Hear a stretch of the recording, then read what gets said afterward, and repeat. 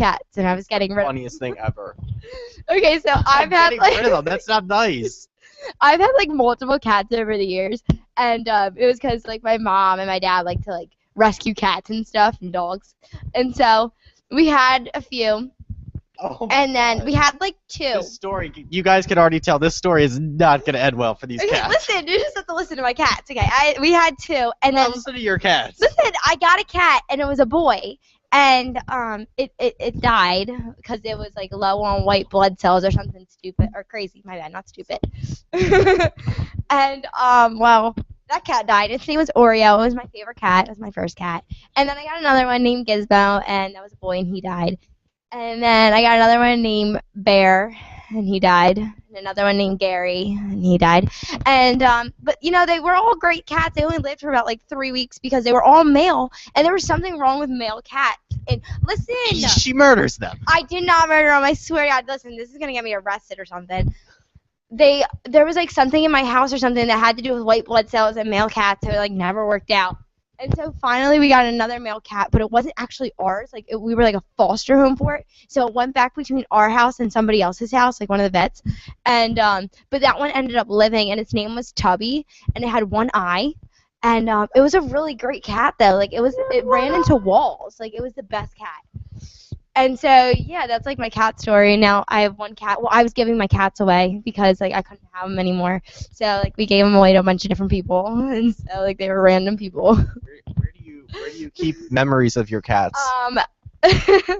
This is kind of embarrassing, but I have my cats cremated and in a box on our mantle. Oh my God. So like you know how you would like cremate like your father or something like if he died? Yeah. Okay, like that's what we did with my cats. No, I love my cat. She has a cemetery on her mantle. No. We actually only have two cats that we got cremated because they were like so special to us. And so yeah, that's about my cats. Oh my gosh. I have a fish story. You have a fish story. Oh. Oh, Okay. Go to the interview. But we'll talk about it next. we're not going to talk about my fish story right now. We're gonna trial can like give justice to my cats. Yeah, maybe they can. Maybe they can. But right now we're going to head over to an interview about mock trial. So let's go check it out. Hey guys, I'm here with Nick Oz. We'll be talking about mock trial among a bunch of other things that he's involved in. He's a very involved senior, graduating soon. So you're involved with mock trial. How long have you been involved with mock trial? Since sophomore year. What drove you to join mock trial? Well, I'd always been interested in law, and I'd always thought that that was kind of what I wanted to do. And actually, the coach, Mr. Elias, he was my teacher freshman year and kind of pressured me into it, and it ended up being something that was definitely impacting and influential in my life, which is cool. But so it was kind of by chance and kind of predestined, I guess. Yeah. Always been good at. What drove you to? Was it arguing? A lot of people, they try and get involved in law because they're a good arguer. Is that what it was? There's a lot of lawyers in my family actually. Like my grandfather was a lawyer, and my uncle is a lawyer. So I mean, there was a lot of legal presence in the family. I don't know. Ever since I was a kid, it was kind of just like a thing. Like I wanted to be a lawyer, and I think it's funny that a lot of people. It's like very improbable that when you're like in like second grade and you say you want to be something that doesn't change over the course of 10 years, but I was lucky enough that my interests kind of stayed the same over a long period of time. In second grade I wanted to be a zoologist. Right. Did that work out though? One can still have dreams. No, but yeah, that's hard to keep that dream alive for that long. It means that you really are attached to that.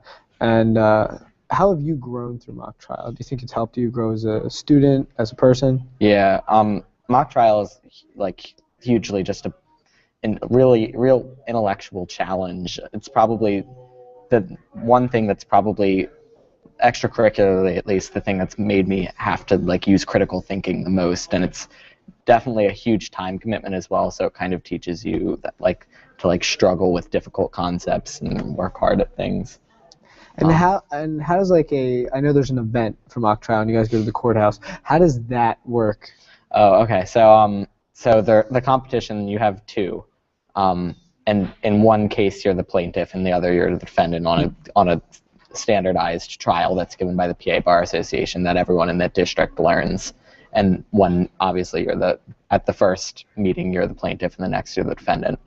But yeah, and you go to the Norristown Borough Courthouse, and you argue the case in front of a real jury of either former or current either lawyers or judges or law students are the jury, and then there's a real judge that presides over the case.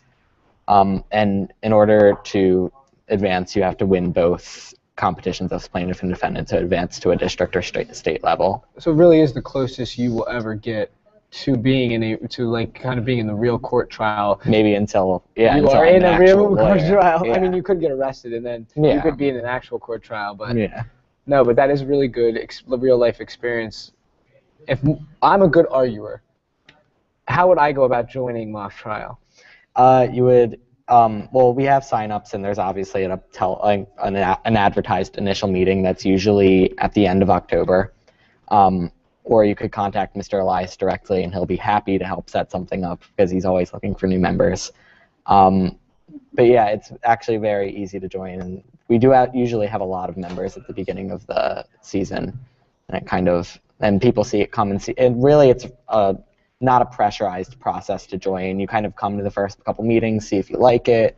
If you don't, we don't pressure you to stay. If you do, you're more than welcome to stay and learn about law. And have you learned most of what you, because I know understand that you intern at a law firm down in Philly, and I know that kind of probably stems from your dream since a second grader to be a lawyer.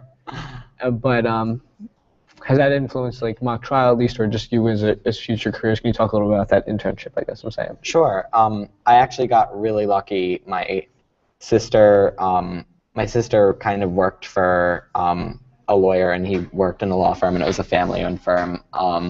And she was like, "Oh, my brother's interested in law, and if you guys are looking for an intern or something, you should call him." And they actually did, and it was eventually just a really lucky thing that I happened upon in my junior year of high school. And I began interning there last summer. It's in Center City. It's like right off of Market Street. It's one of the biggest real estate law firms in Center City.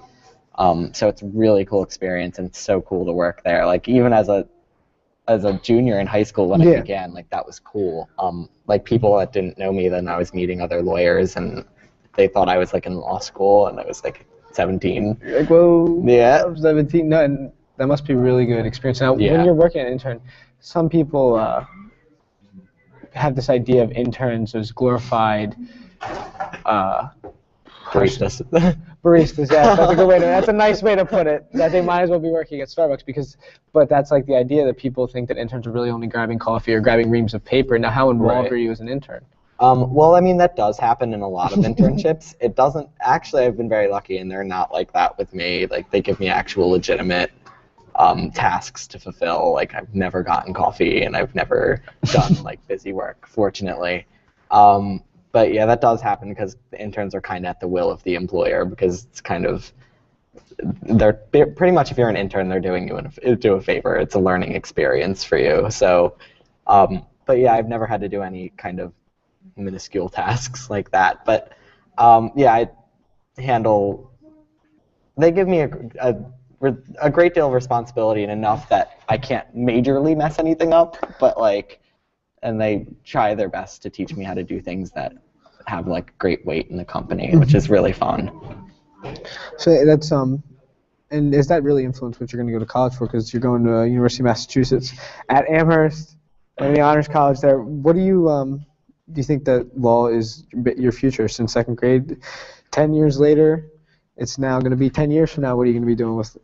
Hopefully, well, I still have 7 years of school until I'm an actual lawyer. Actual lawyer. So I mean, that's kind of frightening. But yeah, definitely, I really couldn't see myself doing anything else. It's really my passion. I think the internship and even mock trial and getting involved in anything I can that relates to my profession or your profession, or like just getting involved in things that have to do with what your passion is in high school, whether it's an internship or a club, it really can fortify what you think is the right path to take. And I know you're involved in a lot of other things in high school. Like you did DECA this year, and that was fun.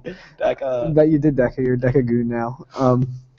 But other things that you're involved in, I know you just won the Poem of the Year for the Scribbler. Yeah. Because we talked to Mr. Schaefer earlier in the day, and you guys can still pick up Scribbler copies if you contact Mr. Schaefer for $2, and you'll read Nick's poem. Your poems, you did one at Mr. Norristown too, and they have a very positive tone towards Norristown, which is really important because Mr. Schaefer made that point earlier that a lot of people a lot of things only focus on the negative, but there's a lot of positive things going on. We're on TV for 24 straight hours. That's positive. That is something no one else is doing. And what goes into like your drive to do things like that, or to join mock trial, to try and get an internship? Like, what drives you to do that? I think everyone. I was talking to somebody, to a friend that was writing a speech about Norristown for an upcoming graduation ceremony, and we were talking about how Norristown's kind of experienced in different ways by everyone, and everyone sees Norristown from a very different perspective, but they're all very relatable and tangible. From what I take out of Norristown, I think it's a place that's very underestimated, and I think there's a lot of great things going on, and I think because people kind of look down upon it, kind of gives me the drive to almost prove people wrong, you know? And I think that's the great thing about Norristown, and this idea that we kind of have a bad reputation or whatever. But really, I think that it's really humbling, and I think it engenders a really authentic atmosphere at Norristown where people strive for success and to do great things, which they do here. But they also have a really real attitude, and there's no piety and pretension, and you know what I mean? It's a very authentic place, and it's genuine, and there's people that are striving for success and achievement, like people that have been interviewed today, but they're also very grounded with civics and morals that are really instilled by this place. And it is amazing, like, that you'll look around, and we're talking to a lot of graduates from Norristown today too, and we're going to talk to some more later. I mean, you're seeing people that have done great things here and are going to continue to do great things, and they have that genuine personality and genuine feel for the world that really comes from a Norristown education. And I know in your Mr. Norristown poem, everyone was moved when you talked about it, and that actually occurred in Philly, right? The confrontation you discussed a little back on, it happened. There was a confrontation, I guess, because someone asked where you went to school. Yeah. And that's that is what happens a lot, is you get that, where are you from? Norristown. And you get that sigh. And the literal conversation went, he was like, oh, where do you go to school? And I was like, Norristown. And he was like, oh, sorry. And I was like, excuse me? Did you actually just say that? It was really ridiculous. And I think the reputation that we get sometimes is really aggrandized and out of control. Any final thoughts on your 4 years here? What when you look back, what will you remember about Norristown? I'll just definitely remember just the amazing people that are here, and just the people that I've met are so brilliant, and even if they're not brilliant, they're just amazing people and genuine and heartfelt and capable, and I think that's really important, that just the interactions I've had with people over the past 4 years and the bonds that I've made. Also, Norristown just has a lot to offer, and I think it's an experience, and it's something that'll be part of me for the rest of my life. And whether I live in Massachusetts or Los Angeles or Texas, I think I'll always know, there's a huge part of me that will always be from Norristown, which I don't think there's much of that real cultural connectivity in any other town or any other school or any other thing that's local to the state. Great words from a great man. Thank you, Nick Oz, for joining me today talking about mock trial, and then some other things, just happened in Norristown, great things. You're a senior, so thanks for sitting down and talking to me. And now we are going to go back to our hosts.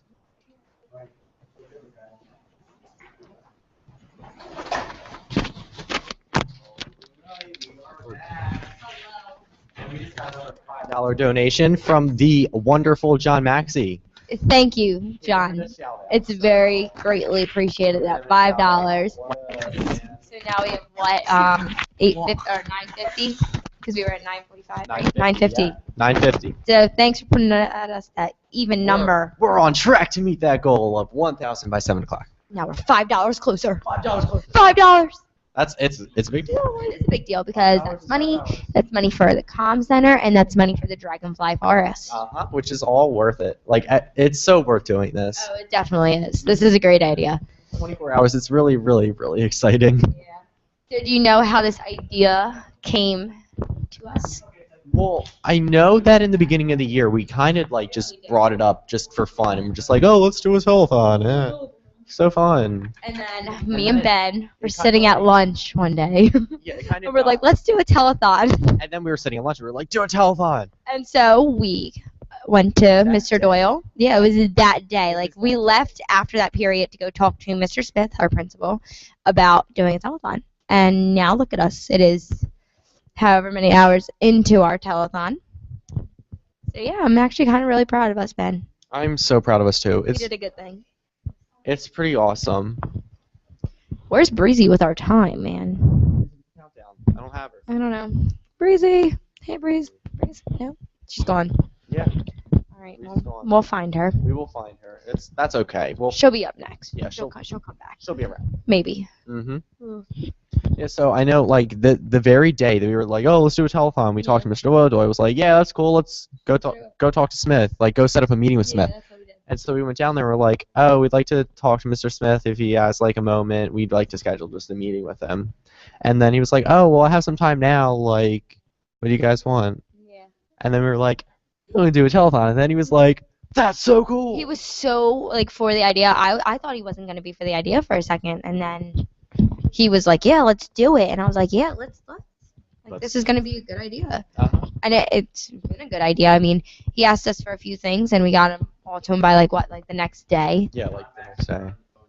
Yep. Yeah. And the wonderful John Maxey is helping us out running the phone. So if you'd like to talk to John Maxey, give us a call. Give us a call. At 610. 630. 5098. Yeah. Is that it? Yeah. So, also. Yep. And John's saying that he's charging $5 a minute. But if you mention me and Brianna, Yes. then you can get a free minute. A free minute. Yeah. So if you mention me and Ben, you will get a free minute on the phone. We sent you. Bree and Ben. You know, like the radio stations do it. You know how they're like, if you go down to this club, tell them that Jeezy J sent you. Yeah. Yeah. That's right. That's so right. Yeah, I was right. I mean, I'm pretty good. Mm-hmm. Why you guys? What? What's that mean? Oh, well. For the free minute. Why you guys? Oh, why us? Well, because we're pretty awesome. We're pretty awesome and we're important and we mean something to the world. We do mean something to the world. We are great people. Yep. Okay, so we are being called to dump it over. We're being called to dump it over to the next interview. So are we ready? Mm-hmm. Let's go. Let's dump it. Check it out. Where's the camera? Hi, I'm Jasmine Hillenbrand here with Hakeem Jones and Exodus. What is this program called? Our program's actually called the Insight program, which takes place at the PAL. It's basically a partnership between Norristown Area School District's 21st Century program and Norristown Men of Excellence. We're actually a local nonprofit of former graduates here in Norristown, and this program focuses on education in a variety of areas. So what exactly do you guys focus on? Like, what types of things? Well, kind of breaking off on the word insight, our goal was to kind of stir up and stimulate student interest in areas in STEM. That's science, technology, engineering, and math. We also do a little bit with culture and arts as well as fitness. And our goal with this program was to kind of bring an educational program to the PAL Center, to the local borough, and to see how we could help students right there in that area. So you guys focus on physical fitness as well? Yes. And so what type of activities do you guys do? Well, we try to keep it, a fun environment. We do know the kids spend all day in school, so the last thing we want to do is have a school, a school-based program. So I mean, we keep it interesting. We do everything from open gym in the basketball court. We do kickball. We actually take walks down to the park. A lot of times we try to make it creative. So what are the ages of the kids that attend this program? They're middle school students, so they're coming from East Norton, Eisenhower, and Stewart middle schools. And so, along with the physical fitness, we try to, as Hakeem said, we don't want it to be like a traditional academic setting. So a lot of the things that we do are, explorations into manufacturing, engineering, or our students have done some introduction to coding and computer programming, as well as some math exercises, as well as, your general kind of, arts and crafts sort of things. So we really try to mix it up, have a different variety. They also have some free time during the day in the beginning to just, they love being on the computers, and so they have some free time there, which is really good because, many of our students don't necessarily have, a full functioning desktop in their home. So it's a good opportunity for them to just explore the things that they're interested in during their free time as well. So who are the founders of this program? We actually, Norristown Men of Excellence came into existence in 2011. A local school district, former student, Trey Hadrick, and a group of us from Norristown just decided to, come together now that we're now adults. We live in the community, we work in the community. So we figured we would come together and start a nonprofit to give young people an opportunity, as well as just helping in the community in any way that we can. So who has inspired you guys to go forth and do this? Well, it started with a little background on the grant itself. There is a federal grant called the 21st Century Community Learning Centers, and the goal of this federal grant is to provide funding to local education agencies to create after-school programs to extend the school day. So from there, Norristown Men of Excellence was already working with programs that existed in the middle school, and Hakeem was approached to kind of pick up a program that was struggling a bit and kind of step in and see what we could do. So we kind of brainstormed together and came up with the concept of going off campus with our program and kind of extending what was already occurring in the middle schools, but taking that now to the local community, basically kind of going to meet the kids where they are right at the PAL Center. So what's the importance for the kids, do you believe, of this program? I would say it's definitely important for the kids to learn about the technology careers that are out there. Not only learn about them, but also to learn, how do you obtain these careers. Something I didn't mention, we also took the students to American Infrastructure, which is, one of the largest construction companies on the East Coast. So that was another opportunity of exposure. So we just want to expose the kids to, the wave of the future. These are the jobs that are going to be there for them. Very successful, well-paying jobs. So we want to try to allow them to step out of the box to learn about these careers. And how can they find out about this? Initially, we did a lot of kind of grassroots reaching out to our friends and family that we knew in the community, either face-to-face, Facebook. Hakeem had a lot of contacts through his work here at the school district, reaching out to our local churches, barbershops, and things like that. We really our goal was to try to reach to a segment of the community that students that perhaps extending, as Hakeem said earlier, extending the school day and being in the school additional time may not have been of, interest to them, but to have something that gives them this opportunity, but in an environment that didn't feel so much like school, was where we wanted to kind of break tradition with an after-school program and do something a little bit different in terms of the students that we would have the opportunity to work with. So what do you hope will be the change in Norristown from this type of program? We definitely want to expose our children here in Norristown. Many of us, that have become successful have only gotten there through exposure, through great mentors, great teachers, some of our former coaches, and even some of the people in the community who kind of took us under their wings. So we just want to give our kids that same exposure that we may have had, and it's usually things that you may not experience on the day to day, but we think it's a good idea. And what are your hopes for the future as far as this program goes? We definitely we hope to continue with the program. It's highly likely that we're going to continue in the fall. We definitely want to keep the wave going, teaching the kids about technology because this is basically their backyard. We're going to continue to work with the school district. We're going to continue to work with the community.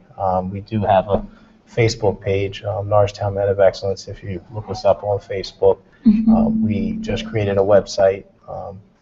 www.nmoe19401.org. So we're just, quickly trying to, pick up the kids, keep them active, keep them busy, and also educate them at the same time. And about how many kids do you think participate in this kind of program? On an average daily basis, we work with about 20 to 25 students, and we meet with them roughly about 12 hours a week. So that's what makes this a little bit different than a traditional after-school program. We work with our students during the what we kind of see as the critical hours in the evening where they, might be a little idle in the things that they're doing. So we meet with them between 4:30 and 7:30 in the evenings, Monday, Wednesday, Thursday, and then brief time on Friday. So it really also has that goal of making sure the students have an opportunity to focus on academics, tutoring, during those hours where they might not have a particular activity to do, and want to bring them in and discourage them from perhaps other things that wouldn't be as ideal, productive for them. And can you explain more about the relationship between the school district and this program? Yeah, sure. We're Norristown Men of Excellence. We're just very fortunate. We're thankful to be able to work with the school district. I mean, we're basically a product of Norristown Area School District from elementary school and up. So, it's important that the trust is there. It's important that, we're building relationships with some of the parents and kids in our community. And it's really important that we're able to show the students, that there's nothing wrong with being educated. There's nothing wrong with being smart, and that it will take you much further in life. And to just elaborate a little bit too on the partnership, I think this has been a unique opportunity to kind of pull together several different entities in the local community. So we have, the school district who distributes the funding through the grant, but we have the PAL serving as the location and providing the computer lab that we work in, as well as the additional facilities that we use. And then we have Norristown Men of Excellence functioning as the facilitator of the program. So it's really unique in being able to bring together, 3 or 4 entities for the greater good of the students. And, as far as I know right now, I can't really say that there has been, such a coming together of people from different aspects in the community, from the educational level to the nonprofit levels, to our police athletic league, and kind of pulling them all together. So, we also hope that this becomes a model, where we can see that all of us have the same end goal in mind, and that is to make sure, that our students are afforded the opportunity to be exposed to many different things, and that because we all want that common goal, we can bring the resources together to accomplish those things rather than trying to accomplish them in isolation. And can you tell me more about who is staffing this program? Sure. Myself and Exodus, we serve as co-directors of the program. And we also have a few community members who also have, strong experience working with children. So that's another opportunity for, Norristown Men of Excellence and the school district. We're basically giving educators and professionals the opportunity to, to share their craft as well. So we have a group of 6 adults that, that cover the 4 nights a week.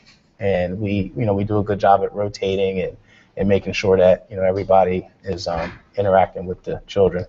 So when did you guys become involved in this?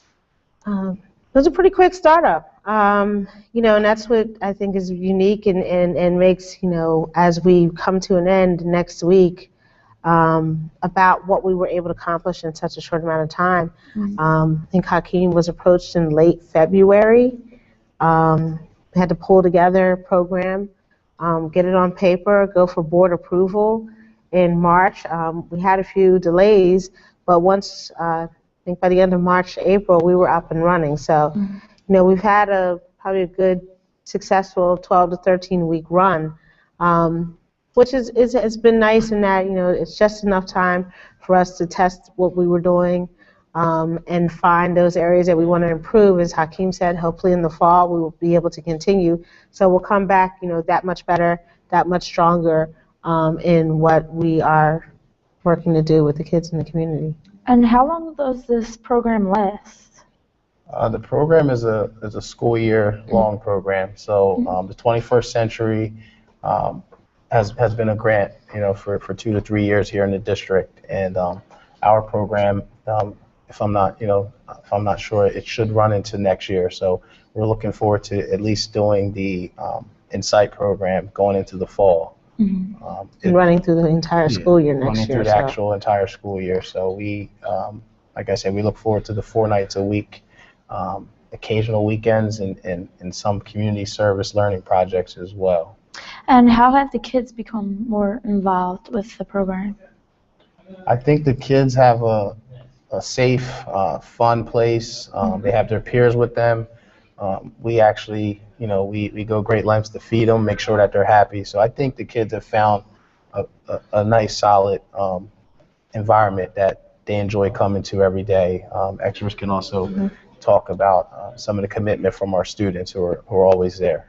I think at this point, as I said, we have a core group of about 20 to 25 kids. We have about 35 kids total that we work with. So that core group, I think, has formed, a nice little family together over these last 12 to 13 weeks. So, I look forward to what a full-year program could really bring.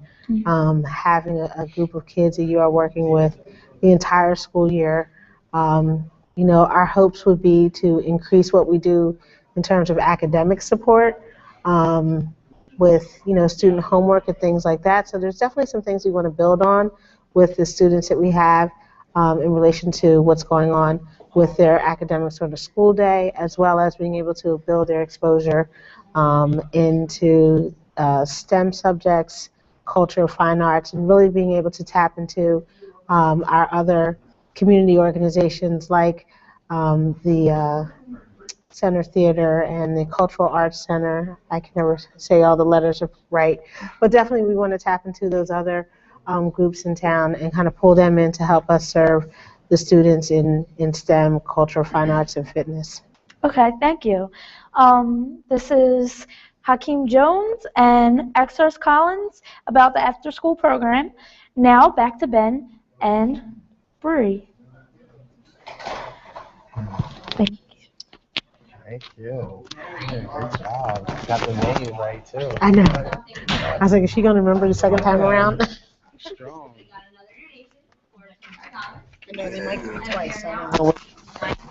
Yeah, we had a lot of pressure from the school board with this program, so we definitely had to make sure we explain things exactly how Fancy. Yeah, so we are back on air, and I've kind of missed it. So we are getting pizza. Yeah, we're gonna get pizza. And so we are going down and picking that up from the front lobby now. I think Brianne Hegel is doing that right now. Breezy, you gonna get that pizza? What kind? Yeah. 2 plain and 1 pepperoni. Pepperoni.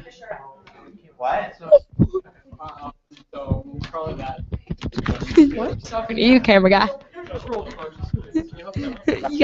What's your last name? Hegel? No? Okay.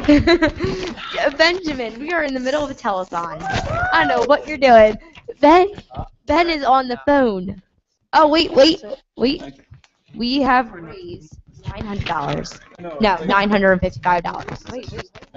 Excuse me. Confirmation on the total because The confirmation teleprompter's telling us 955. is We've heard 980 because I just calculated myself. 980. Okay, 980. Thank you.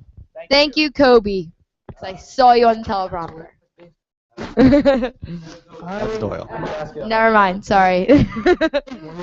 Don't fail me. All right. So next up we have a group of movie makers, and I want to make a movie.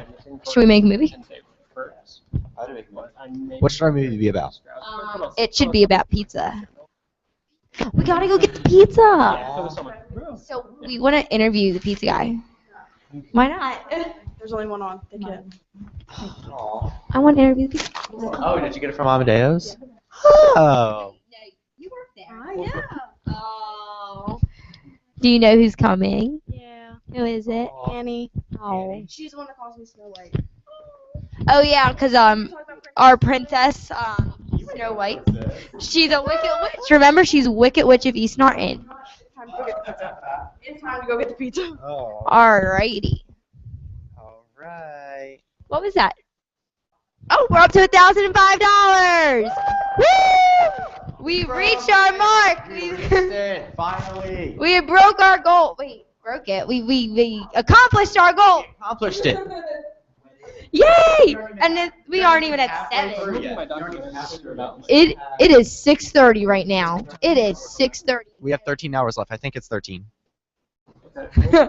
Hey, Darian. Darian just texted me, said she saw me. Hey! Yeah, so we should just spend the next half hour giving shout outs. We really should. I mean, if you're watching, add us on Twitter or send a picture of us on Instagram of us on your TV, something weird. Or text us. Yeah. All right. So how about we go over and switch over to our next interview with John and Mark, the movie makers. And the movie that they made or making is called Delusion. So let's go check that out. Check it out. Hi, I'm Jason August, and I'm.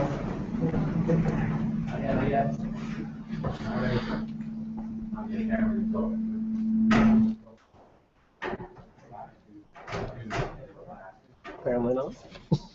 You're not him, I guess.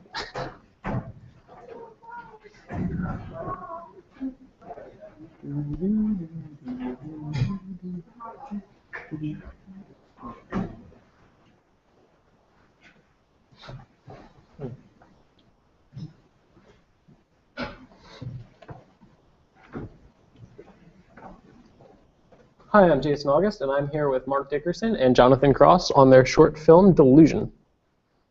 So how are you guys today? Good, how are you doing? Good. I'm all right. Thanks for having us. Thank you. So I'm just curious, what is Delusions about? It's kind of an odd story. I guess that's why I liked it.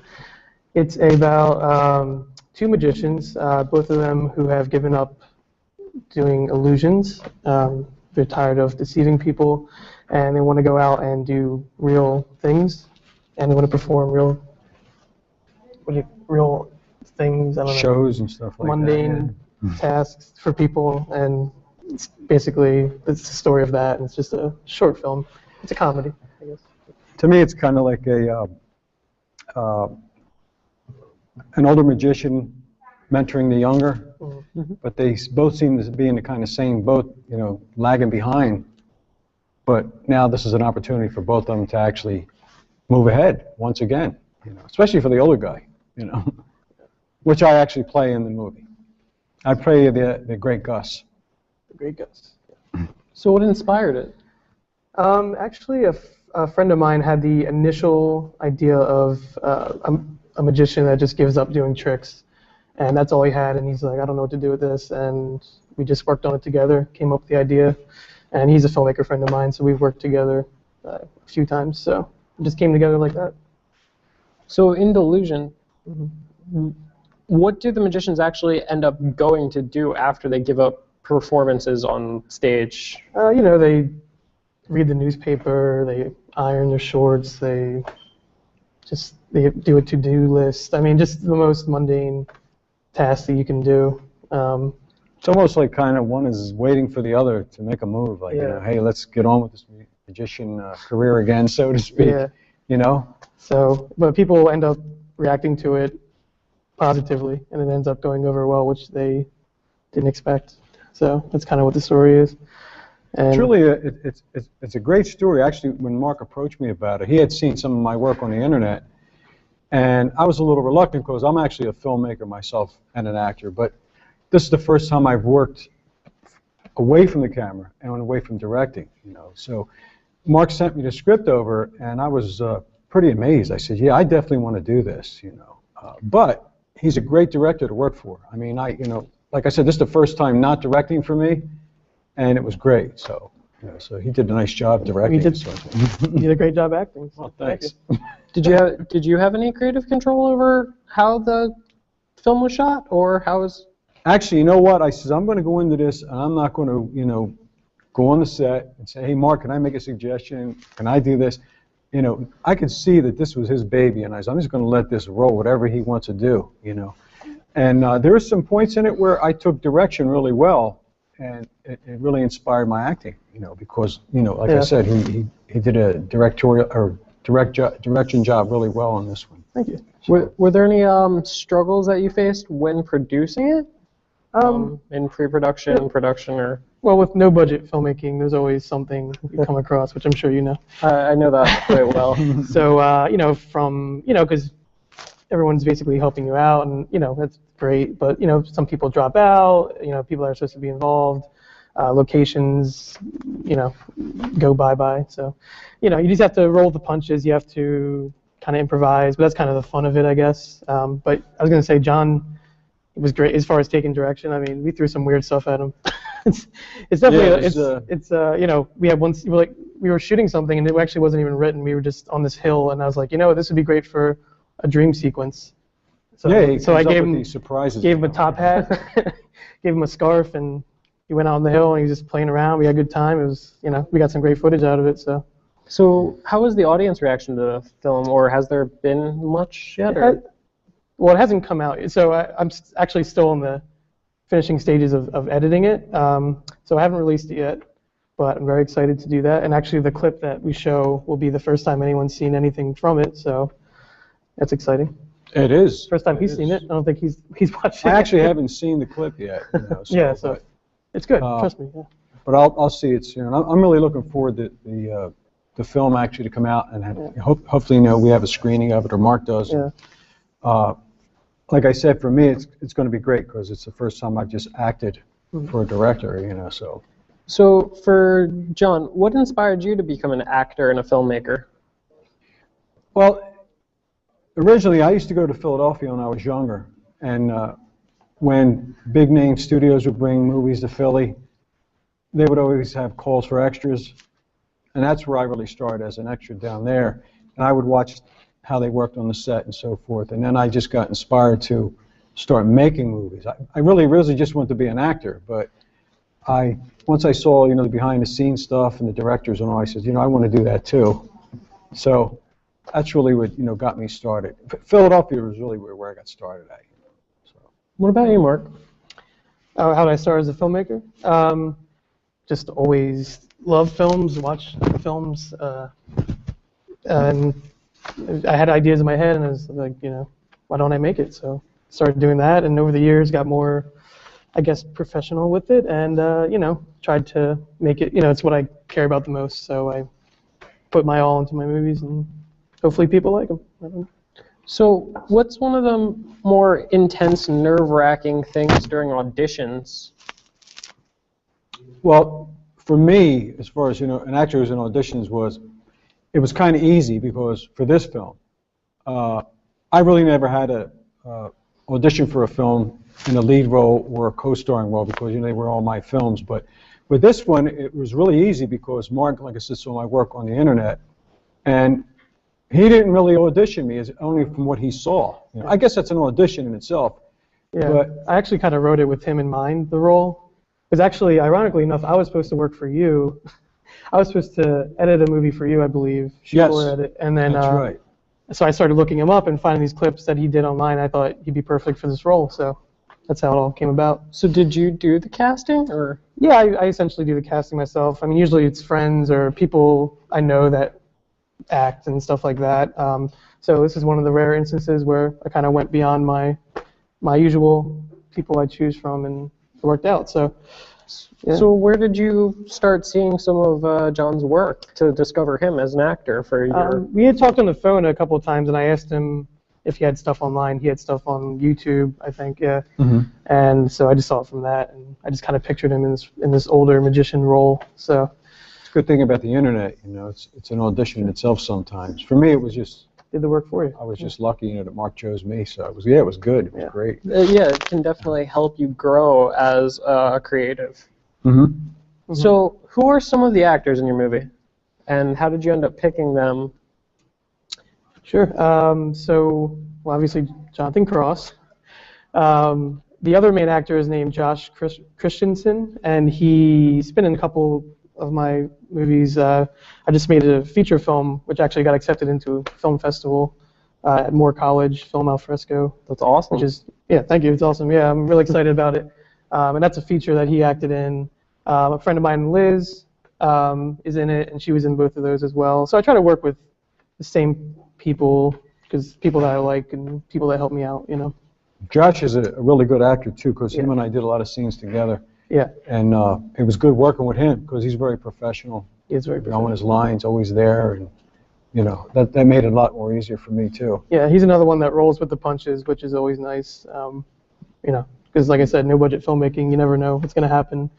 And all of a sudden I had him on top of this hill doing weird stuff, and, he was all for it, so. Is that one of your favorite parts about no budgets? Not knowing what's going to happen and trying to just go with the flow? Yeah, or I mean, I guess. What's some of your favorite parts? I guess it's one of the perks of it. I mean, there's definitely bad things about it, obviously, You don't have a budget. So yeah, you don't have a budget, so, certain things that you want, you have to compromise. You have to compromise a lot, but especially when you're writing it, it's like, oh, I can't set it here because then, You have to have it all in mind. Yeah, I mean, I'm gradually getting to the point. I want to start raising funds for my movies, and, but I think it's always going to be low budget for sure. That's just how I work. Some of the stuff he threw in the film, was a lot of fun for me. Especially, we don't have to really read any lines, but yeah, it's kind of crazy. I didn't think I was going to be able to do it, but a lot of it. We had him on stage eating a sandwich, and it actually turned out to be one of the better things that we filmed. Yeah, we actually have a clip of that. Yeah, we have a clip of that online. It's just a promo, just him eating a sandwich for like 2 minutes. I actually liked it. I said, that's great work. The lighting was good and everything, the way he did it. I just like to put things in movies that you don't usually see or that you haven't seen before, and that to me, you haven't seen. So what's your favorite part about acting?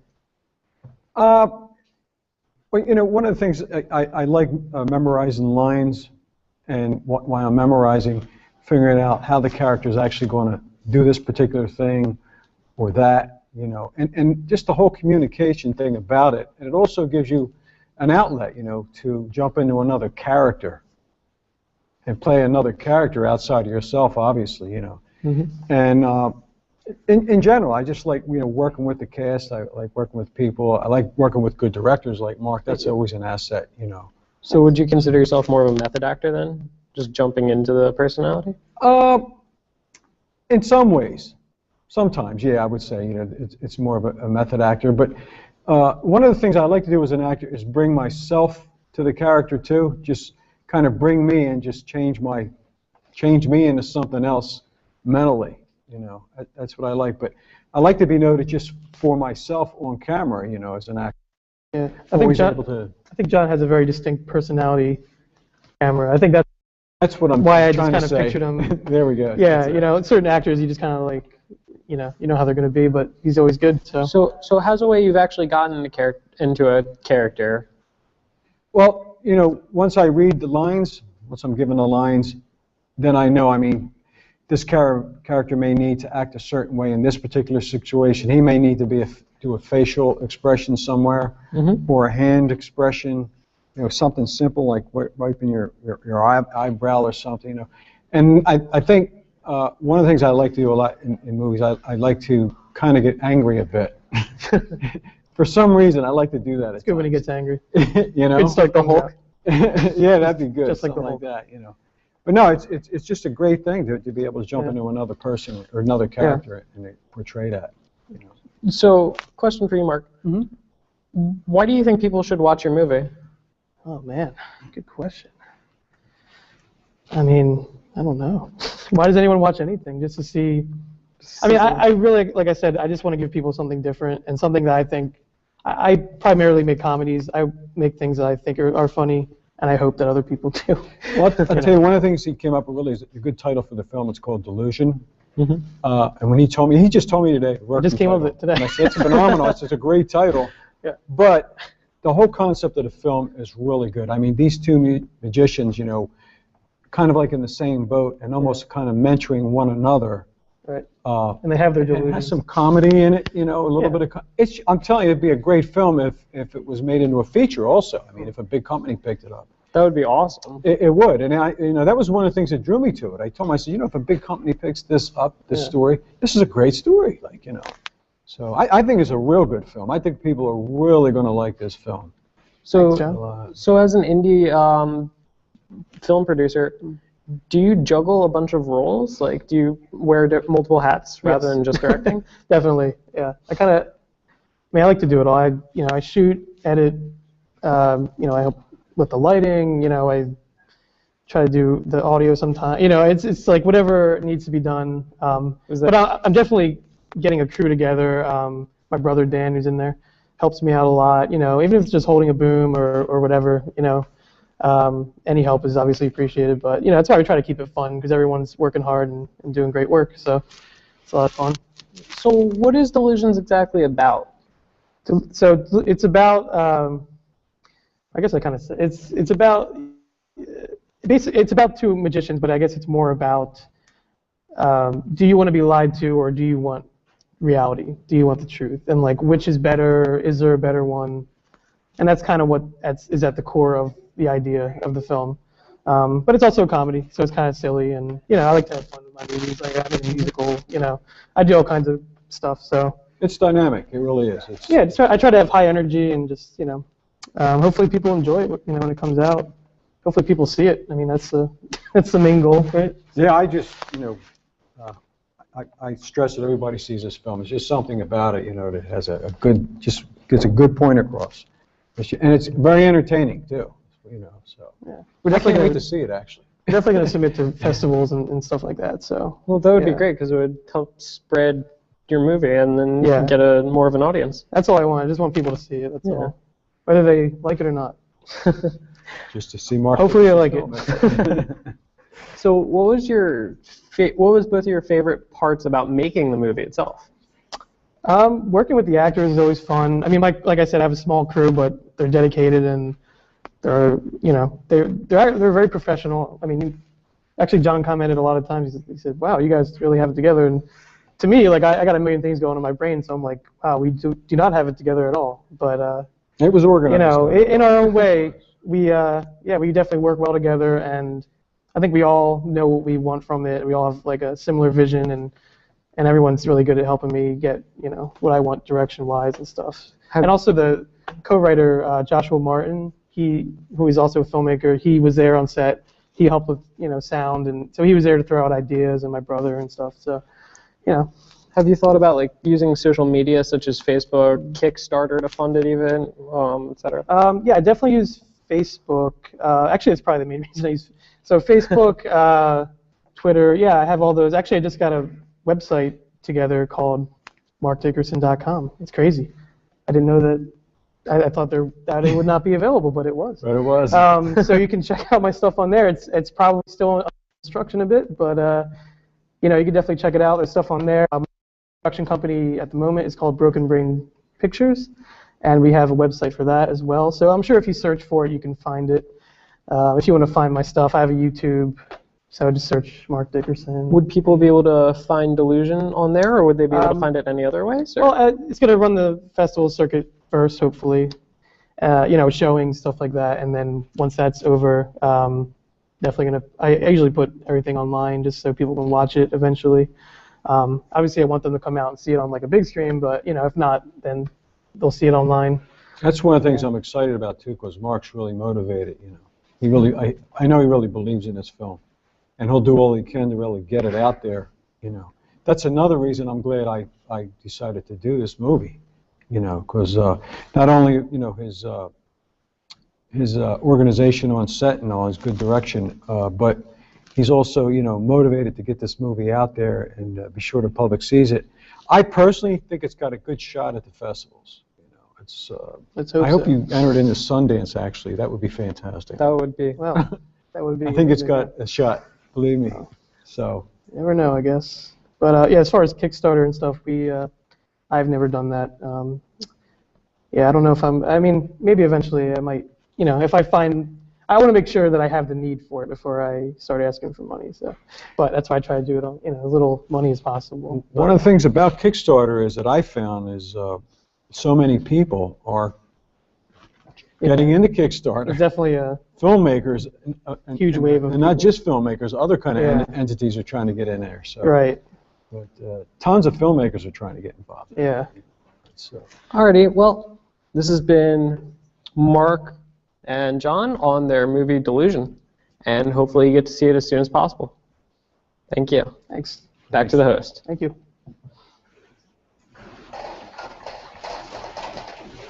Hello, I'm back. Right now I'm a little bit lonely. However, it seems as though Breezy's going to be popping back in.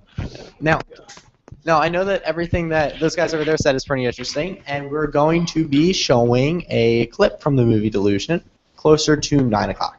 So stay tuned for that. But right now, oh my gosh. Can you get me a piece of pizza? Please, please, please. Please, please, please, please, please, please, please. Please. Yay! Plain and pepperoni. One of each. What? I like pizza. Well, Breezy's being a doll and getting me some pizza, but right now, we're going to be heading over to Kobe with a Can We Talk interview, which, yeah, I know. I'm just giving them an intro. We're not going to you yet.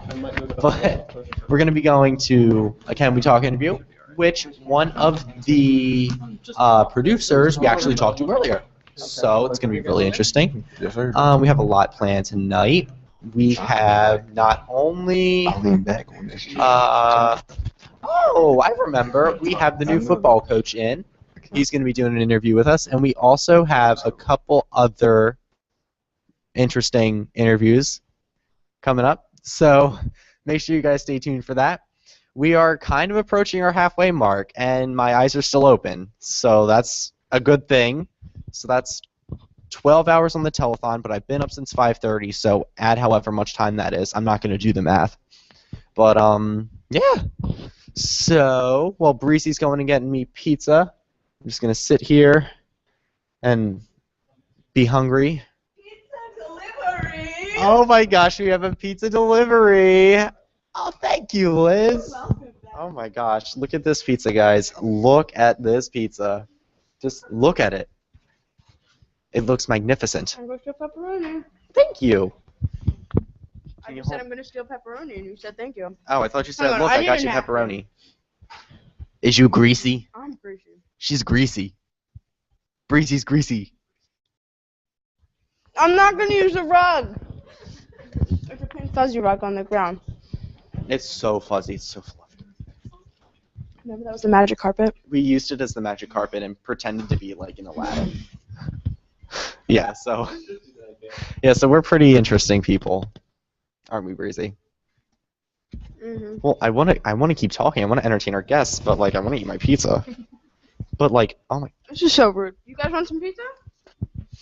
You guys want some pizza? Yeah. I wish we had. I wish we had smell-o-vision, because I can smell the pizza. The pizza smells My parents good. are texting me saying how fat I am right now eating pizza. Ah, My That's dad so just said mean. that's 5 pounds to you on camera. Oh. Okay. Oh. Oh, they just texted me again. Let's see what this here. Okay. Okay. What? Hi, Hagel family. Nope. Autumn tweeted us. Autumn tweeted us. Watching Breezy and Ben eating pizza on the telethon. It happens. Yeah. So shout out to Autumn. There's a picture of me eating pizza on television. Oh my gosh, let's see this. Oh, Breezy's like, I'm like, I'm gonna eat this pizza. sliced pizza. Yep. All right. Let's see what the tweet said. Okay, well, we are going to be chowing down on our pizza. Let's head over to the Can We Talk interview. Kaluki. 5, 4, 3, 2, and 1. Hi everyone, I'm Kobe Allen here with Steve and Jerice from the show Can We Talk? So, well, thank you for being here first off. So, Thank you for having us. What is the show Can We Talk about?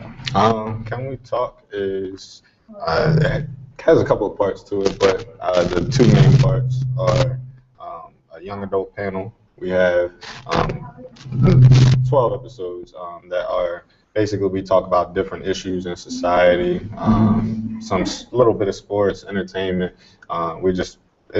It's very a wide variety of subjects that we talk about. Some we make up, some are current events, and then we add in another part of the show called the 15 in the Line, which is where we highlight people that want different talents or their passions exposed. And Steve can name a couple different 15 in the Lines that we've had. We've had everybody from people that are chefs, stylists, photographers, design, all different kind of designers. I was one of them actually as a 15 in the Line guest when it was called On the Rise last season for graphic design, but it's a bunch of everything. It's fun. I know every week we always say sometimes we have really good off-air conversation, so we kind of save it for the show, and then it's real fun. Talk about everything. Sounds pretty fun. Now you talked about societal stuff. You talked about like current events. Like what? Can you elaborate on that? I'll throw out a current event. Well, like I told you, the most current event that I can say that everybody knows of is the Donald Sterling situation with him owning the Clippers and that whole issue. We throw out current events like that, but then we also think about certain topics that we want to bring to the table and discuss. So one of my favorites were when everyone said yes to the question, should money management be in the education curriculum? But we just added a little twist on it because, like I said, of course everyone said yes, but everybody on the panel got to express how they would implement money management, into the education curriculum themselves. So we got four different, I think it was 4 panelists that episode. Everybody says something unique. I always get deemed as the controversial one. Yeah. I say stuff that I'm not necessarily trying to be controversial, but it's just I know there's a platform, and I try to take full advantage of that and bring stuff that I feel like people are afraid to talk about. It's just unique perspective that people don't really look into. So I remember with the money thing, I was just talking about actually what does the word money mean, getting into the etymology, the true meaning of words, and so we really understand it, because I feel like a lot of times people speak a language and really they don't know what's the core of the meaning behind the word. They just know how it's used nowadays. You know what I mean? Like nice actually doesn't really mean in its true origin how we use it. It actually means ignorant. But things change throughout history, so I feel like we got to be able to bring everything full circle. And one thing I wanted to add, Kobe, as well as everyone on the panel is 25 and under, or 26 and under. But behind the scenes, we have high school and middle school children and kids. I have my little cousins and kids that we've grown relationships with because I worked with kids for a few years. So we bring kids up and they'll shadow. Some will be on the cameras, and really behind the whole show. Like I was telling you back there, I wanted something to where we could bring our conversations that we have off camera in front of the camera, but as well as to highlight the fact that that 26 and under age limit, or not age limit, but the fact that we're all in our young adult stages in life, that was for a reason, because I feel like, and I know I could speak for Steve and the rest of us on the crew, we feel like we're that middle generation where we don't get treated like children because we're not, but at the same time we're not in 3-4 kids, a wife, you know what I mean, and established like that. So we're kind of in that middle ground to where we feel like both age groups, you know, can listen to us and can feel like they're being spoken to and through, you know what I mean, through us. So Okay. So who are the members of the panel? We have well, I'm the host. Steve Taylor is one of the panelists. We have Craig Doyle, Nafi Shakir, Danielle Gillum. Who else do we have? We have Debbie. And I'm trying to think of Debbie's last name. Koonsman. Debbie Koonsman. Courtney Dean, and Jeff Craig. Okay. Now, what has been the most, you talk about controversial topics, what's been the most controversial topic that you have discussed? You take that. Wow, I think it was actually a couple weeks ago. The one we did, it seemed to get, not like heated, but we were just talking about like Oklahoma had like some satanic statue. Oh, yeah. And we were all just, you know, chiming in because, you know, we're multi-dimensional. We have, you know, different people that follow different religions on our panel and everything. And I mean, Jeff was saying something. He didn't want to come directly out and say it, but I agreed with him. So I kind of took it and ran with it. Like, I'll speak for you because, like, stuff like that, like, you know, whatever religion you say you are, if somebody is openly, you know, making a statue that's controversial, I think that that's something everybody can agree. Like, if whatever religion you believe in, you don't want to have like a satanic statue. You know, I mean, kids will see that, they don't know what necessarily to think. So that was one. What else? I think the marriage one. Which we talked a little bit. We talked about marriage on a few different ones. Wait, which one specifically are you talking about though? How do we describe it? It was like marriage versus like what's it called? Like a situationship type of thing. Like, are people comfortable without necessarily being serious in a relationship and stuff? Yeah, that one was. Because we're, like you said, we're like we're not like, you know, married with kids and all of that type of stuff, but we're not, you know, high school sweethearts either. So I think that was a little interesting. I also like the one where we talked about a woman president. You know, is a woman is the United States ready for a woman president?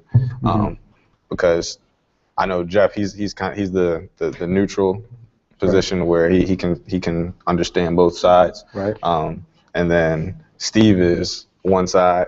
We have certain people that are one side, and then, you know, like I said, we have Jeff where he's really neutral, and I like how he brought his perspective of is the United States ready for a female president. He brought it around full circle by understanding the areas where we're not, but then highlighting the areas where he feels like we were. And like I said, that, not to get too deep in that, but that was one of my favorites. Okay. So how do you prepare for each episode? We have conference calls. We met a few times, like before we even started the season. You know what I mean? We met to get things out. But between conference calls, because everyone has, you know, other things in their lives, so it's really hard to meet physically every week. But just really conference calls and group texts, group messages. Okay. So do you read up on current events too, I'm guessing? Oh yeah, we throw out some current events in the beginning of each episode. One at the least, 3 at the most. We'll throw out, and we'll make that a little 7-minute segment before we get into our 2 topics that, you know, we actually thought about. Okay, so what inspired you, or who inspired you to do this show?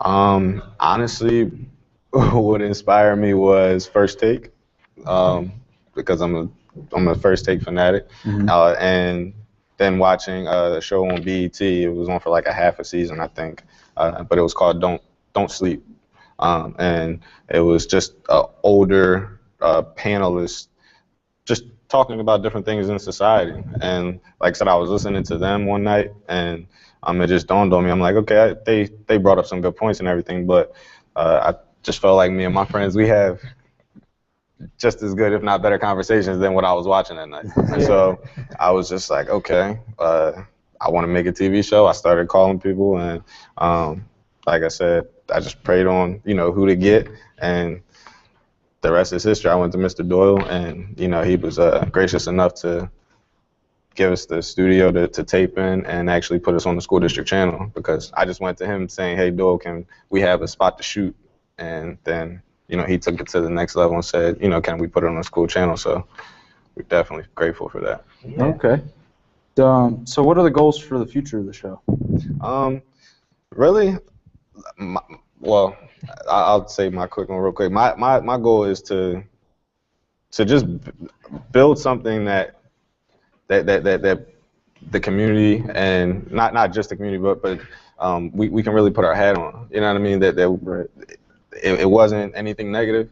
It's something uplifting. And we never say that we're right about everything that we talk about. Like, we encourage the feedback. We encourage the constructive criticism all the time. So really just something that can be that's getting built. Like I said, we're on our second season, and we want to continue to just keep the seasons going. And of course, we're not going to be here forever. We want to pass this down. Right. So, like I said, that's really what one of my main goals is, to keep something that is going to last. Okay. Do you have a specific goal? Similar, I guess you can say, in a nutshell, just to make history, even if it's on a local, smaller level, for community, because everything starts with, your grassroots and where you're from, and impacting, family, friends, and, just the town that you live in, the town that you know a lot of people that still live in that town. Mm-hmm. And ultimately, I am myself, I'm writing a book, so I want to be able to have like kind of a platform where people get to kind of see all different aspects of my personality, and then be able to, receive it hopefully in a good way. And like Jeree said, have something to give to future generations. So that's why, I'm not a writer by trade, but I decided, like, I did a lot of research on stuff. I feel like I have unique insight, and I want to be able to put that out for the world to see, not just now, but future generations also. Okay. Now, what would make you guys see the show as a success? Good question. I know for me, I would say just being able to help change people's lives, even if it's in a small way. They might, learn something from us. They might want to do, pursue something because they see like, wow, this is interesting. And we talk about a lot of different things. So I feel like somebody out there, whether they're young or old, may be inspired to keep doing something that you're doing, or, I always wanted to do it, I never started. So they're doing it. Why not? Now's the best time to start. I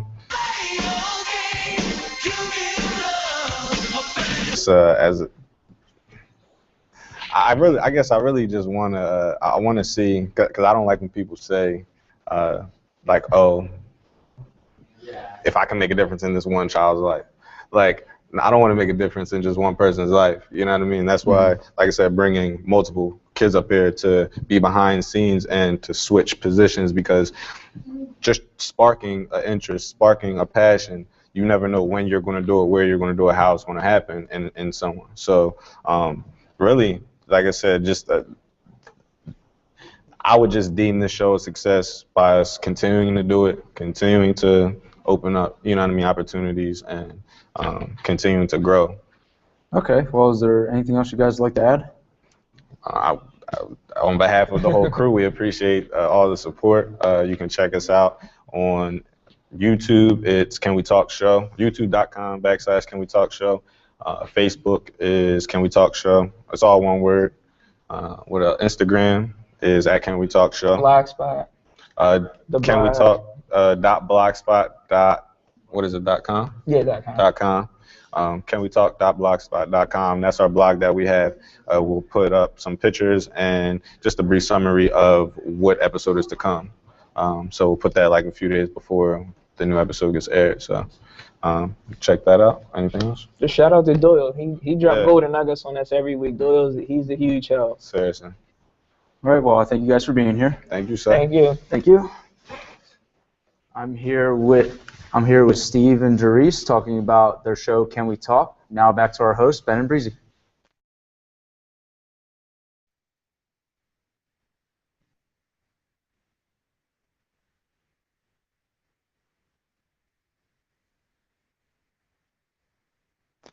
We're back. Back. And We're almost halfway there.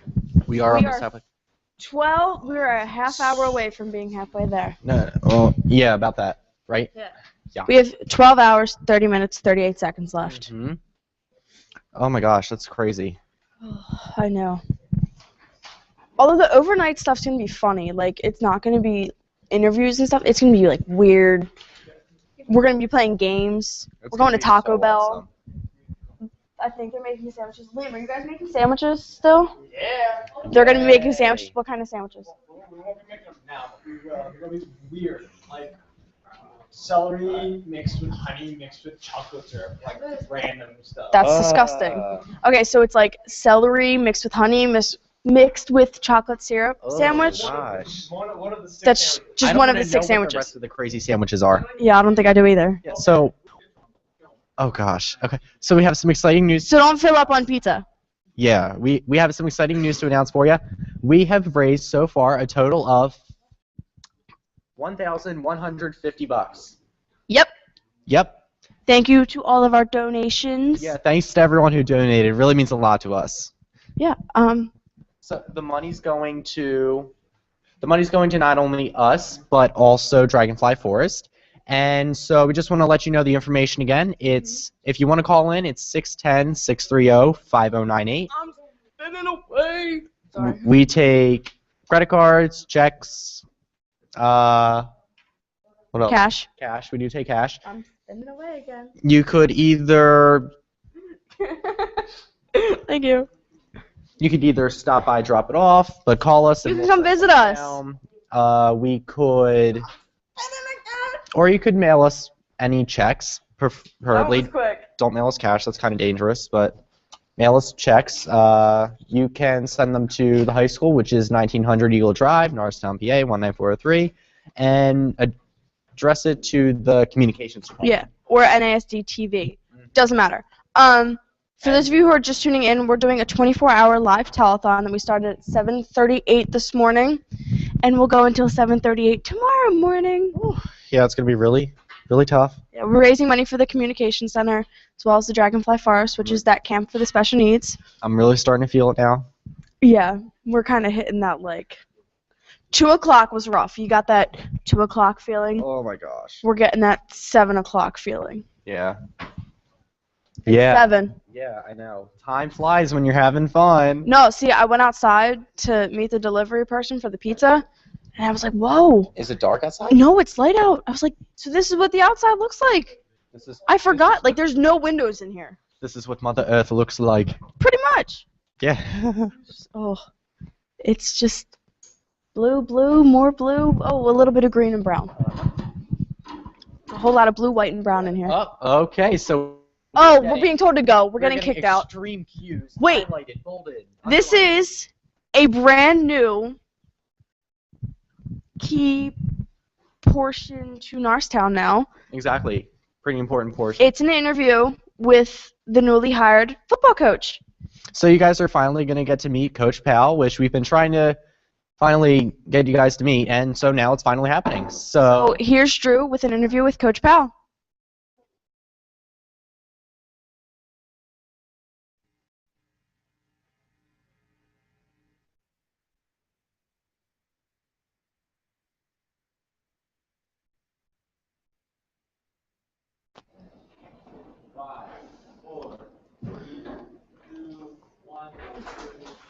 Hi, I'm Drew Balchus. I'm sitting down with the new football coach, Coach Powell. Thanks for joining me. Congratulations for getting the job, by the way. Thank you.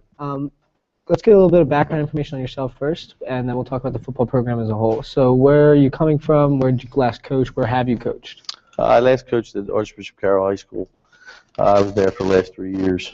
Before that, I've had an extensive career, 25 years in coaching. Did a little bit of college football at Ursinus College and Delaware Valley College, where I was fortunate to be a part of some successful programs and some really great coaches to be around. Mm-hmm.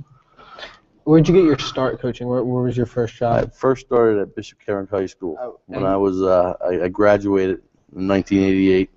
I went away for school and immediately came back and jumped into coaching right there. And fell in love with it right away? Oh, yeah. Yeah, it couldn't tear me away from it. And what is it? So what is it that draws you to coaching?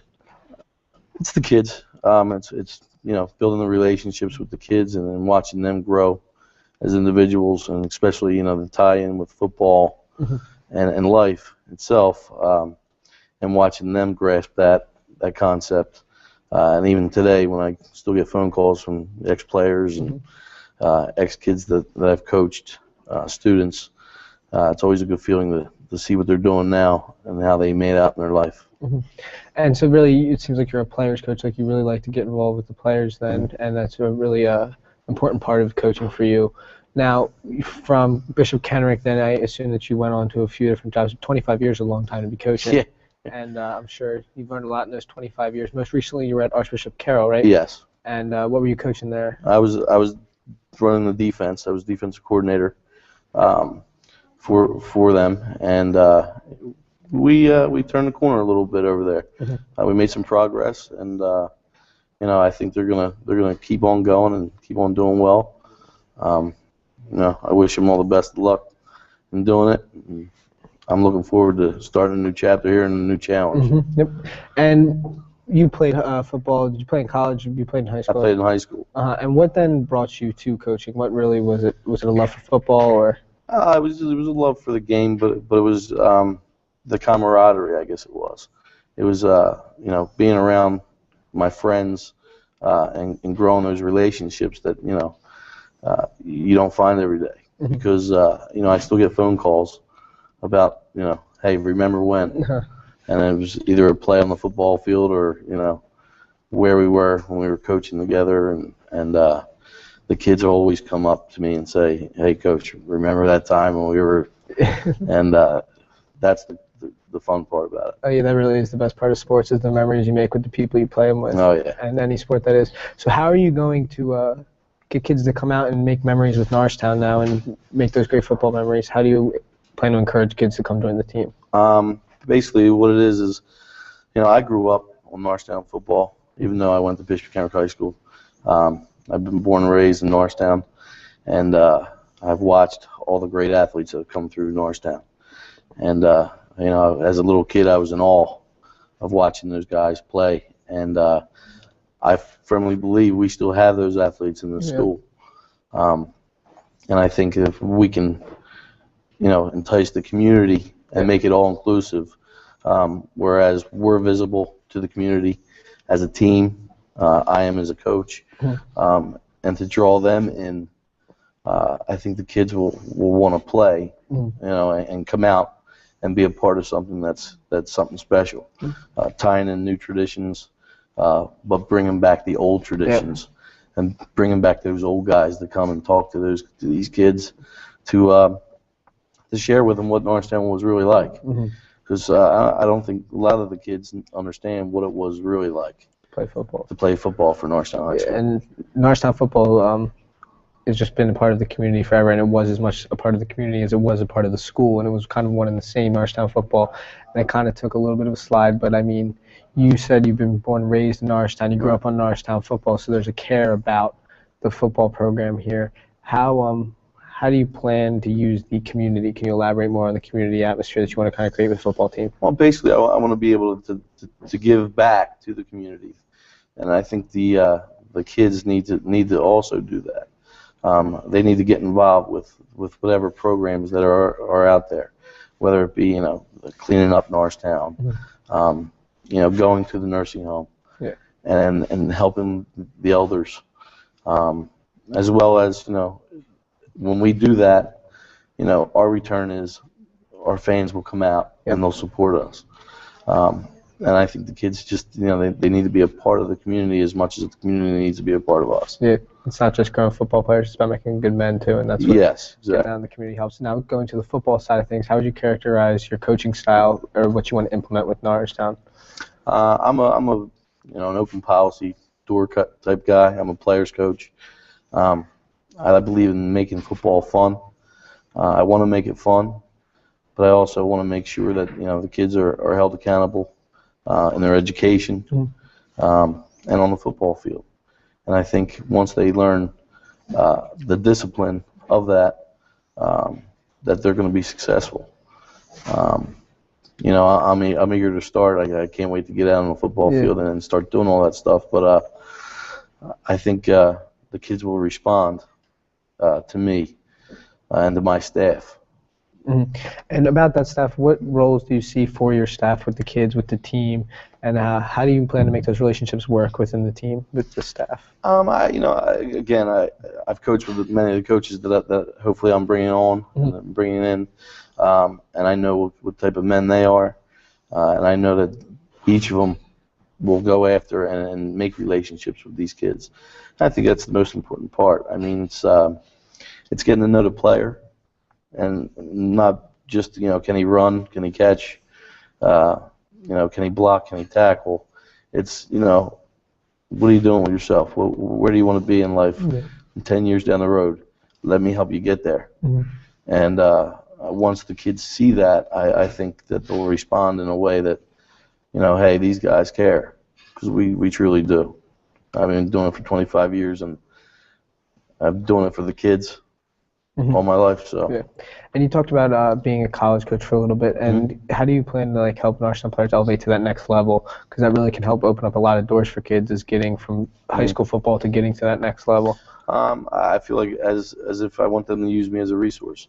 I've been very fortunate to get to the college level and going on successful programs. Within that, I've met some very successful coaches, good coaches I've coached with that have all moved on. The quarterback's coach now of South Carolina was the head coach at Delaware Valley where I coached at. Defensive coordinator that was at Delaware Valley College is now the head coach at Kutztown. Okay. And all these guys, when I got the job, reached out right away, and they said, anything you need. And I said, well, I'm going to need a lot. So, these are good guys to have in your corner. Yeah. And, I think we can offer something to these kids as far as getting them, educated and then getting them on to college. And talk about education, college, football. What do you want the whole atmosphere to feel like for the Norristown football team? I want them to be, when they see the jersey, when they see the blue and white jersey again, I want the people to say, hey, there's a Norristown football player. We know what kind of person he is. He's going to be successful. He's going to be respectful. He's going to gain respect and give respect. And he's going to help our community get better. And to foster this, not only on and off the field, but how are you going to, have your workouts run, your practices run with these players? How's that going to work? Well, they're going to be, again, they're going to be intense. I'm going to push their buttons a little bit and see, who wants to be a part of it. It's going to be a lot of work. Our practices are going to be demanding. Again, I like to have fun in between. Yeah. So I think when the kids see that, they'll say, hey, he likes to have fun, but he likes to get his work done.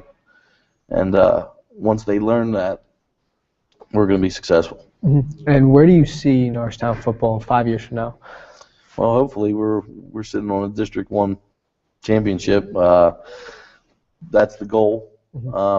But more importantly, I'm hoping that the program in general, meaning the middle schools, the feeder programs, are all in one.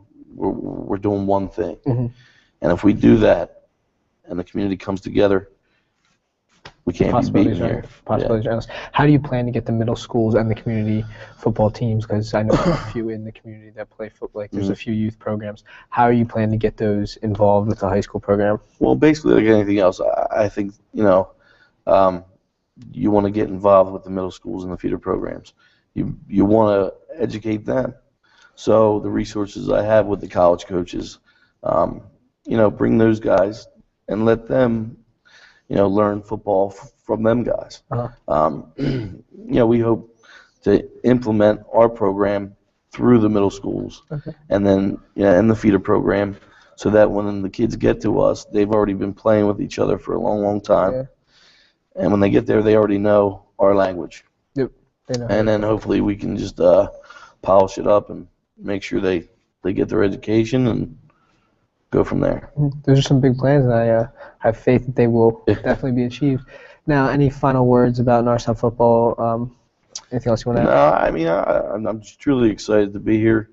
It was one of those those things when I saw it pop up and I said, I got to do this. I've been in Norristown all my life. It's my backyard, and I know the kids, I know people, and I know that there's a spirit here that may have been frayed a little bit, but it's not lost. I think we can bring that back. Awesome. Thank you very much for sitting down and talking about the football team. This was Drew Balchers talking with Coach Powell, the new Norristown football coach. Now back to our hosts.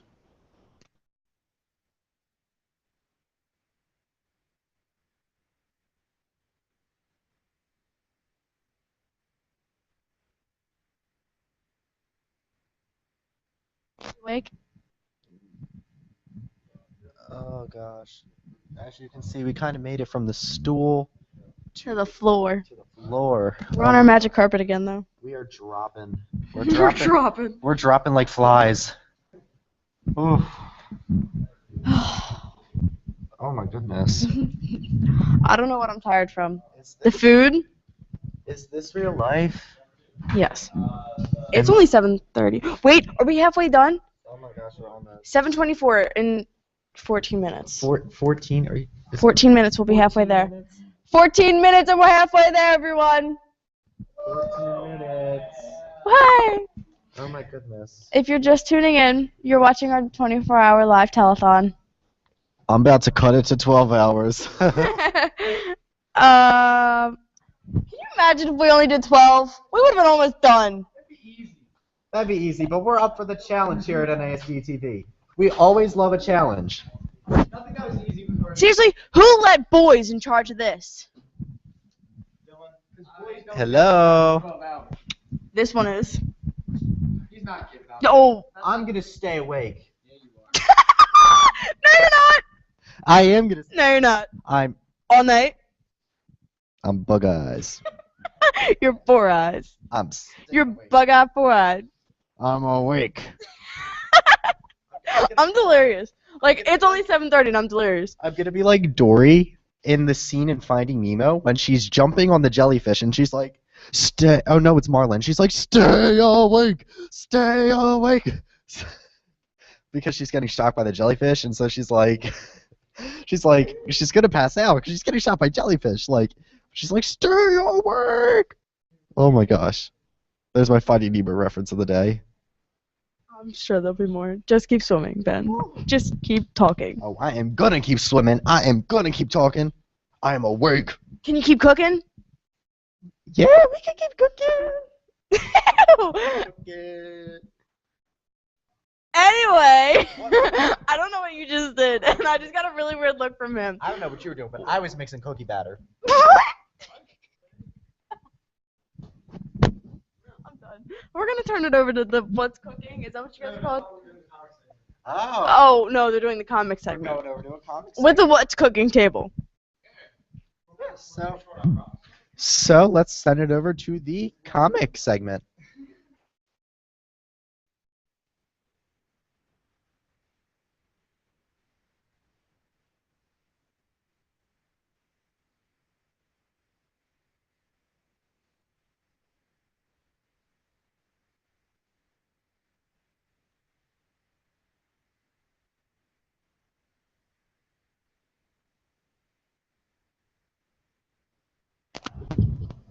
Hello, and welcome to a special little segment of Comic Sense. Comic Sense, for those viewers who have not seen it, is a really cool little web series that Mr. Doyle and some of the students, including myself, have put together and put on YouTube under the hotspot. So if you look for that, look for that.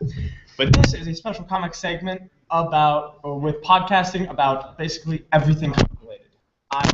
My name is Liam Hurd. I'm the host. This to my left is... More. For more information, visit usciences.edu. That's Liam this time. I'm replacing Tom. And I'm Jason. I just sort of wandered into the studio, I guess.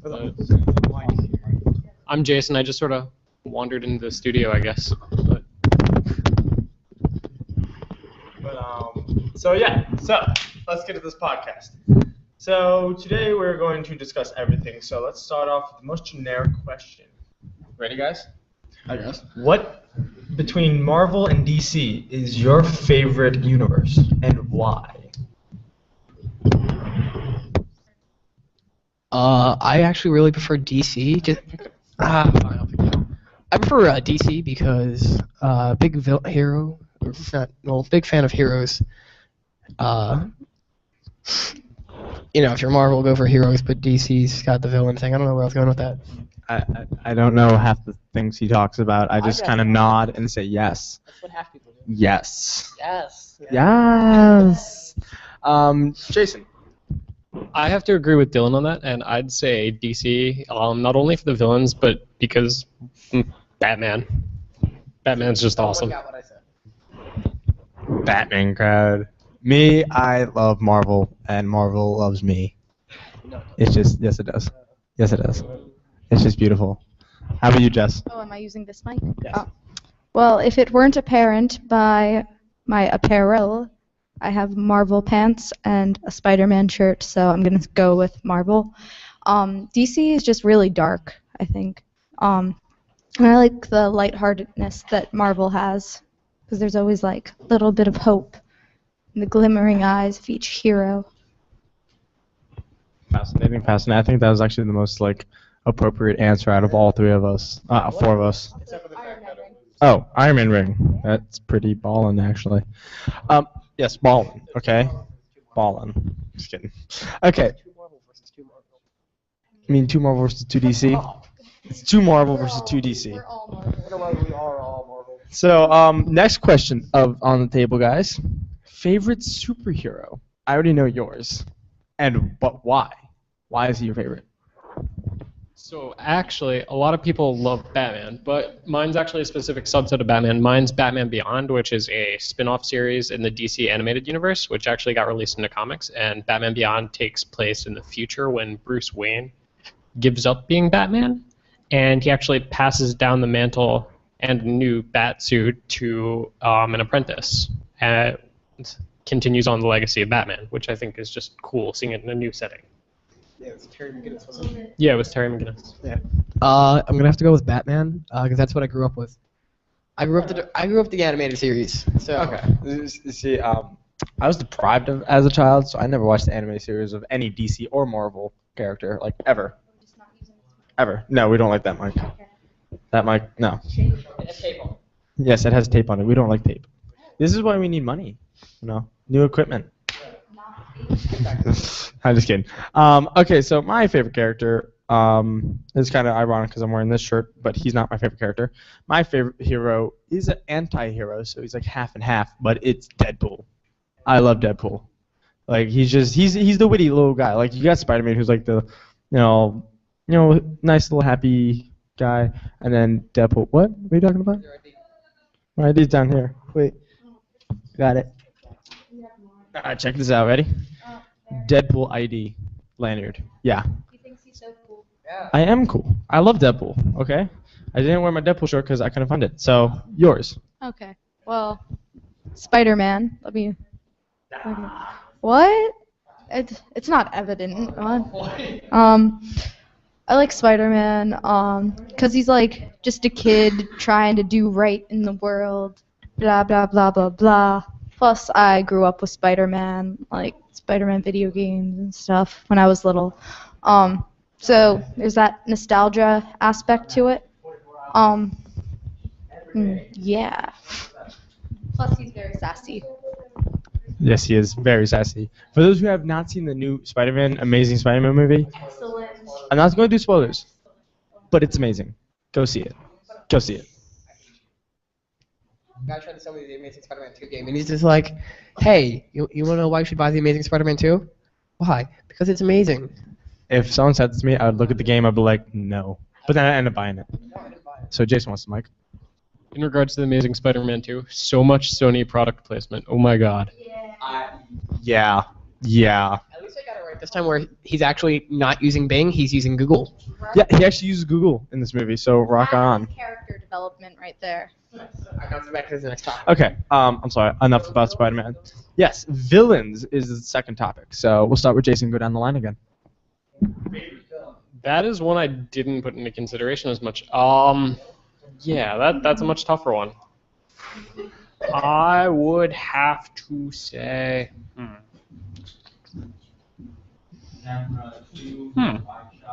I'm gonna go with generic villain here. How about the Joker? Just because classic villain, all that. Respect. Plus, no one beats the Clown Prince of Crime. Yeah. That is true. Not even Matt. Well, okay, no, there was a couple. All right. I have two actually because they're tied. One of them is the most generic one ever, which I love, the Joker. Like, I have so much Joker apparel. I have my Joker hat, my Arkham Origins, my Troy Baker, love it. Picked it up at Spencer's, $25. And my second favorite's actually Doctor Doom. Really? I love Doctor Doom. I love the Fantastic Four. Love Doctor Doom.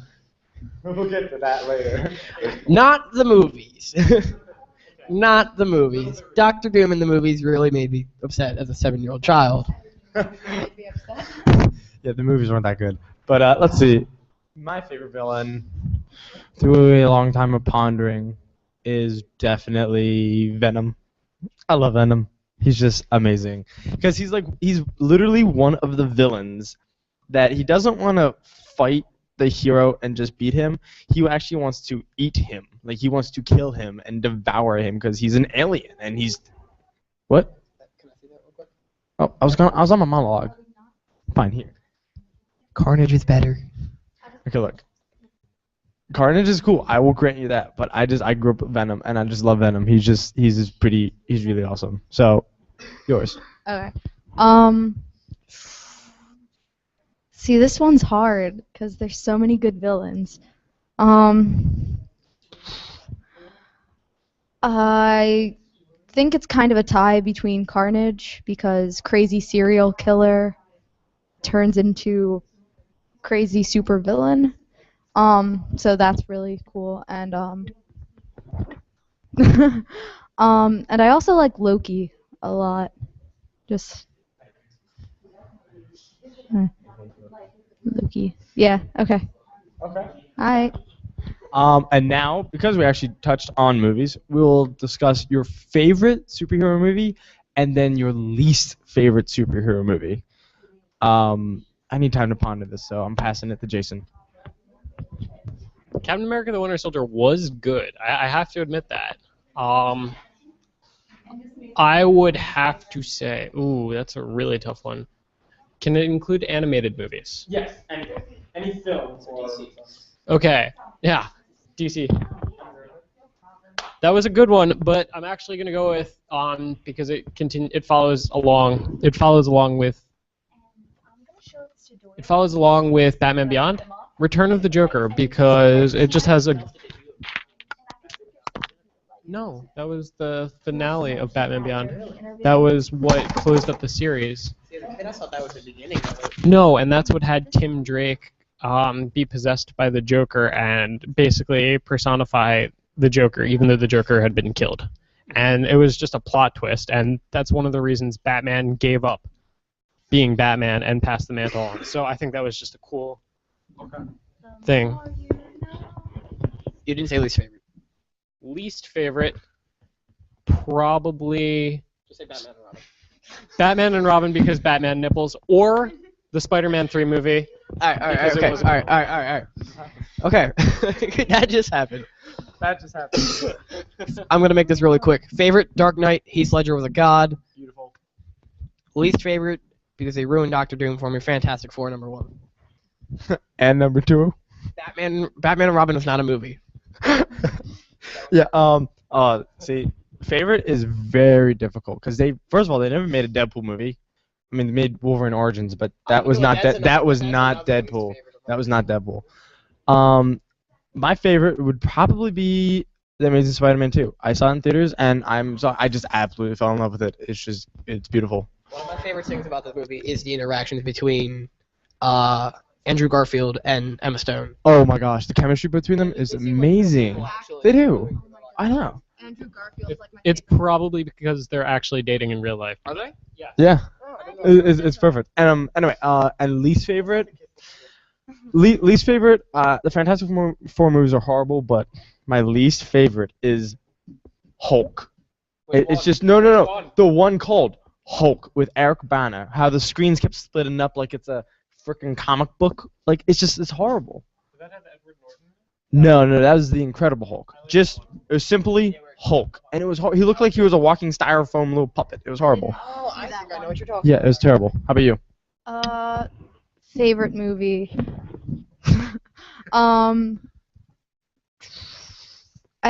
The Amazing Spider-Man. Which one? I think the first one. I really like the second one too. That it is amazing. I think it's kind of a tie, I guess. Okay. Well, I'm sorry, but we will be back later with more stuff. We have to really get rolling. So sorry about that.